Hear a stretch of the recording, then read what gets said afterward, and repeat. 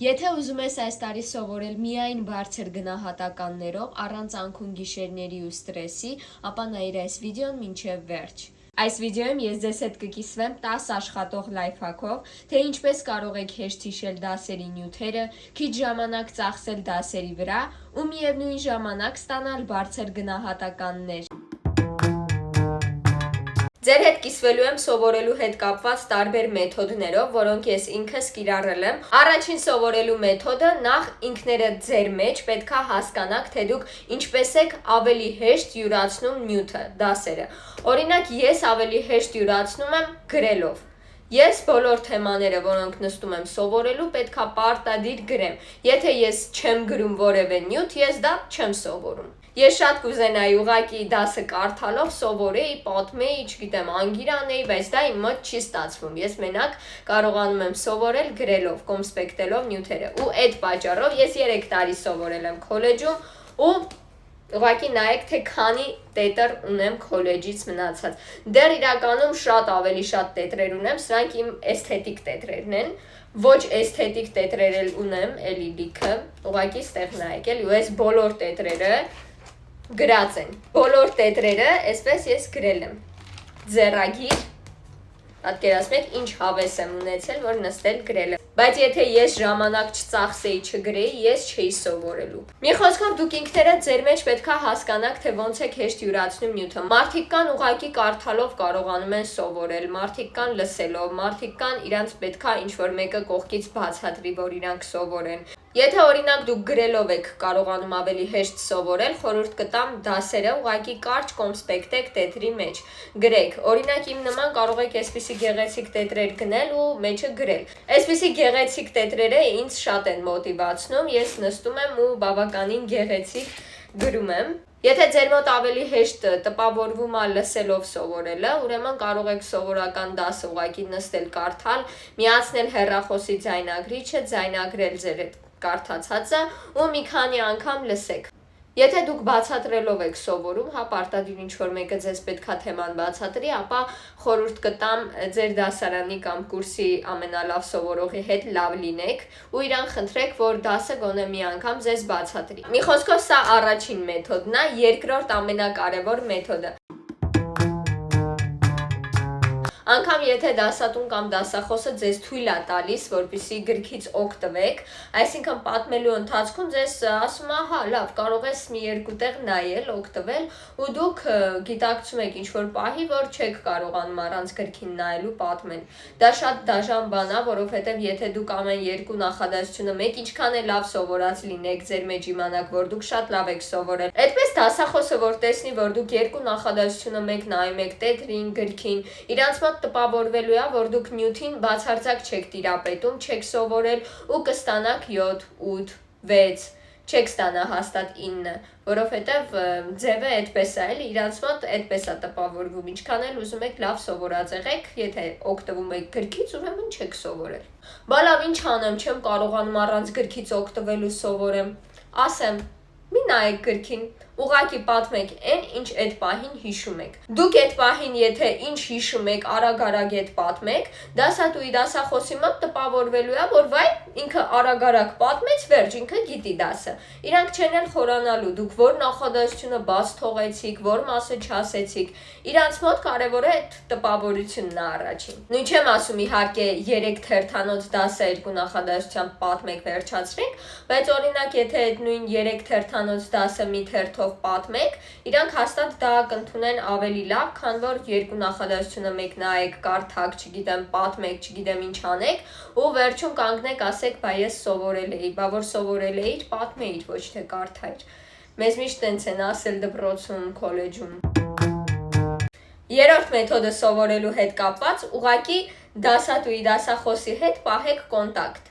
Դասի ժամանակ իրանց տվեք հարցեր։ Կարող եք անգամ ուղղակի սենց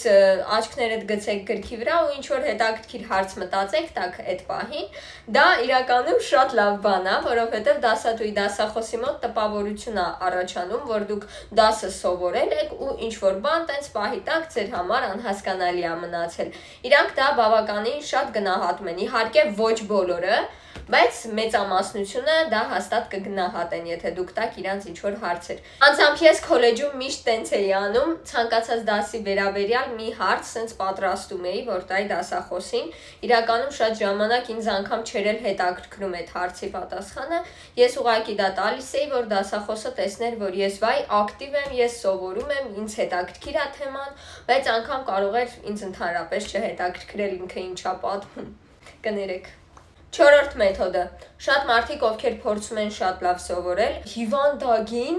սովորում են առավոտից երեկոյան, որ ուղղակի ես էլ եմ զարմանում, ասում եմ ոնց եկել է այդքան սովորում, դասից գալիս են տուն ու առավոտից մինչև երեկո սովորում են։ Դա ձև չի երեխեք, տենց դուք ձեզ հոգնածնում եք, ձեր ուղեղը ձանձրանում է։ Փորձեք ունենալ նաև տարբեր հետաքրքրություններ, օրինակ, եթե սիրում եք նկարել, երեկոյան նստեք նկարեք, նախ խորհուրդ չեմ տա երեկոյան ինչ-որ բան նստել սովորել, որովհետև ձեր ուղեղը դա ուղղակի չի ընկալելու։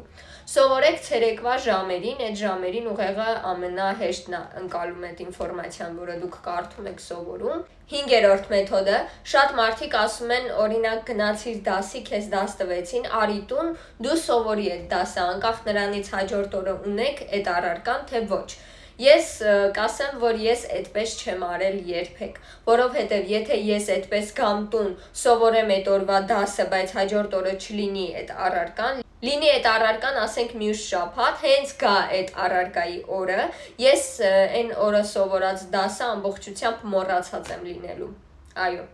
Ցավոք այդպիսին է իմ հիշողությունը, դրա համար ես բոլոր դասերը աշխատում եմ սովորել նախորդ օրը։ Չգիտեմ ուրիշների մոտ ոնց է, բայց քանի որ ես մոռացկոտ եմ, ապա նախընտրում եմ ոչ թե այդ օրը սովորեմ այն ինչ որ հանձնարարել են, այլ ուղղակի գամ տուն ու տեսնեմ թե հաջորդ օրը ինչ ունենք անցնելու, այդ սովորեմ, գնամ պատասխանեմ։ Մեթոդ 6. Շատ կարևոր է ձեր հարաբերությունները դասախոսների, դասատուների հետ։ Դուք պետքա ձեզ պահեք օրինակելի աշակերտի նման, չեմ ասում հա ձեններդ կտրեք, նստեք, մի շնչեք, ոչ մի բան արեք, չէ։ Ուղղակի պետքա լինեք լսող, չհակաճառեք իրանց, ինչ որ ցույց չտաք, որ դուք իրանցից ավելի լավն եք, ավելի խելացի եք, ավելի շատ բան գիտեք, մի փորձեք իրանց հակաճառել։ Այդ պահին ուղղակի գիտակցեք, որ իրանք ուսուցիչ են, իրանք դասախոս են, դուք ուսանող եք։ Ու այդ պահին ուղղակի դուք շատ բան ունեք իրանցից սովորելու ու պարտադիր չի իրանց հետ կռվել, վիճել, այդպես անգամ եթե դուք լինեք շատ լավ սովորող, եթե դուք իրանց հետ կռիվ անեք ու իրանք սկսեն ձեր մասին վատ տպավորություն ունենալ, այսինքն չսիրեն ձեզ, չհարգեն, ապա ավտոմատ ձեր գնահատականն է տուժելու։ Ուղղակի միշտ հիշեք, որ դպրոցն էլ, քոլեջն էլ ձեր կյանքում ժամանակավոր է ու այդ տարիներին ձեր համար ամենակարևորը պետքա լինի դասերը հիշելը ու լավ գնահատականներ ստանալը։ Ես ճիշտ է, դպրոցական տարիներին մտածում էի, լավ է, ինչ եմ անում այդ գնահատականը, յանի 7 եղավ, 6 եղավ, ինչ տարբերություն, բայց երբ եկավ քոլեջ ընդունվելու ժամանակը, ես հասկացա, որ շատ կարևոր են այդ գնահատականները, որովհետև այսօրվա մոտեցումը, համալսարանների, քոլեջների այնպես է, որ առաջնահերթությունը տալիս են բարձր գնահատական ստացողներին։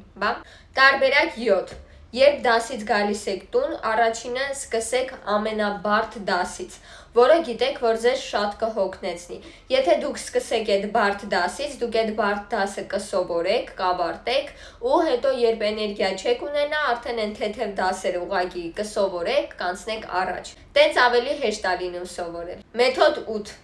Երբ դուք սովորում եք, երբ դուք կարդում վերջացնում եք թեման, փակում եք գիրքը ու սկսում եք ինքներդ ձեզ պատմել այն ամենը, ինչ հիշում եք թեմայի հետ կապված։ Կամ ուղղակի կարող եք թուղթ վերցնել, գրիչով գրել բոլոր այն ամենը, ինչը հիշում եք այդ թեմայից։ Հետո գիրքը բացում եք ու մի անգամ եք կարդում նույն թեման։ Այդպես դուք սկսում եք ավտոմատ կենտրոնանալ բոլոր այն բաների վրա, ինչը պատմելուց չէիք հիշում։ Այդպես ավելի լավ է տպավորվում թեման։ Ամեն դեպքում, եթե իմ կարծիքն եք ուզում հաշվի առնել, ես կողմ եմ կոնսպեկտելուն, որովհետև երբ ես գիրքը կարդում եմ, բավականին շատ ինչ-որ անկապ ինֆորմացիա է գրված լինում, որը բացարձակ պետք չի անգամ կարդաք ու որևէ ինչ-որ բան հիշեք։ Ես դասը կարդում եմ ու սկսում եմ դասը կոնսպեկտել։ Իմ կոնսպեկտածը լինում է ընդամենը մեկ էջ բան։ Բոլոր կարևոր բաները ես այդ մի էջում գրել եմ։ Այդ էջը կարդում եմ մի քանի անգամ, մի անգամ էլ պատմում եմ ու վերջ։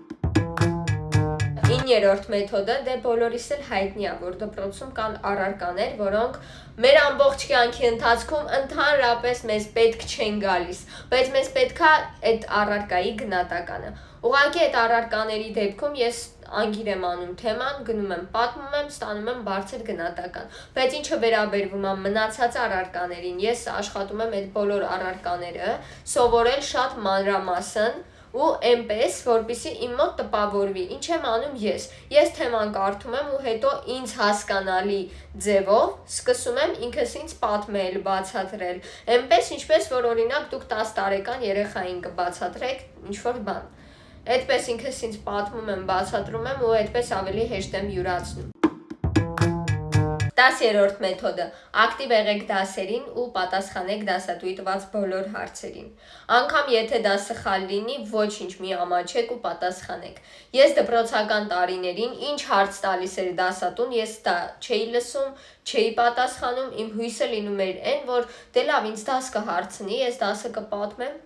կգնահատի էլի ինչ պարտադիր է իր հարցերին պատասխանեմ։ Կան դասատուներ, ովքեր մենակ այդ հարցեր տալով են որոշում ուսանողը կամ աշակերտը սովորելա թեման թե ոչ։ Ու դա իմ ամենամեծ սխալն էր։ Անգամ լինում էր հարց էին տալիս, ես մտքում էի, պատասխանում այդ հարցին, չէի բարձրաձայնում ու հետո պարզվում էր ճիշտ էի ես։ Դե ինչ, այսօրվա իմ պատրաստած վիդեոն այսքանն էր։ Եթե ձեզ դուր եկավ այս վիդեոն կամ եթե ձեզ համար օգտակար էր այս վիդեոն, ապա անպայման սեղմեք լայքի կոճակին ու բաժանորդագրվեք իմ ալիքին։ Ես ձեր հետ կիսվեցի իմ իմացած բոլոր սովորելու հետ կապված մեթոդներով։ Եթե դուք ինքներդ ինչ-որ մեթոդների եք տիրապետում, ապա անպայման գրեք կոմենտներում, անպայման կկարդամ ու կարծում եմ բավականին հետաքրքիր կլինի նաև ուրիշների համար։ Դե ինչ, շնորհավորում եմ բոլորիդ սեպտեմբերի 1-ը, կհանդիպենք շատ շուտով։